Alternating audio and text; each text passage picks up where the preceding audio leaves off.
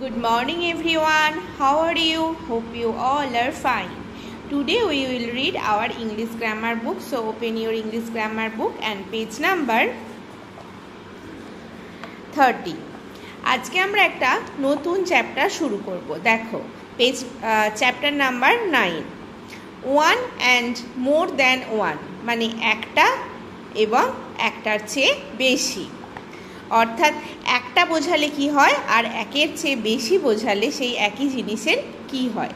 দেখো, look at the pictures and read the words. বলছে ছবিগুলো দেখো এবং শব্দগুলো পড়ো। দেখো প্রথমে ওয়ান অ্যাপেল, একটা অ্যাপেল।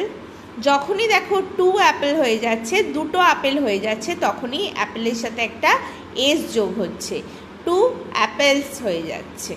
তাই তোমরা যদি যখন দুটো আপেলকে বোঝাবে তখন যদি টু অ্যাপেল লেখো তাহলে কিন্তু সেটা ভুল হবে। যখনই দুটো বোঝাবে তখনই অ্যাপেলের শেষে একটা এস যোগ হবে।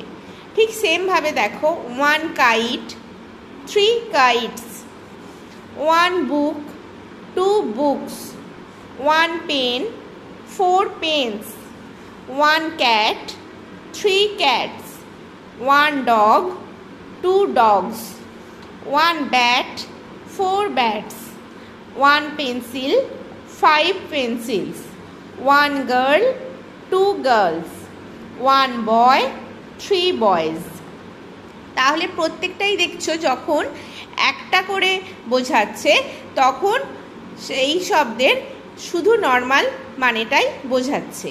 যখনই সেটা দুটো বা দুইয়ের বেশি হয়ে যাচ্ছে, মানে একের বেশি হয়ে যাচ্ছে, দুটো, তিনটে, চারটে, পাঁচটা যাই হোক না কেন, তখনই সেই ওয়ার্ডের শেষে একটা করে এস যোগ হচ্ছে। কি নিয়ম বলেছে দেখো, we usually add S to naming words. আমরা সাধারণভাবে নেমিং ওয়ার্ডস অর্থাৎ নামবাচক শব্দে এস যোগ করি when we talk about more than one. যখন আমরা একের বেশি সংখ্যক কিছু সম্পর্কে কিছু বোঝাই বা বলি তখন আমরা নেমিং ওয়ার্ডসের শেষে এস যোগ করি। প্রত্যেকটারই দেখো তাই হয়েছে। তোমরা ভালো করে এই পেজটা পড়বে, বুঝতে সমস্যা হলে আমার থেকে ক্লাসে এসে জিজ্ঞাসা করে নেবে।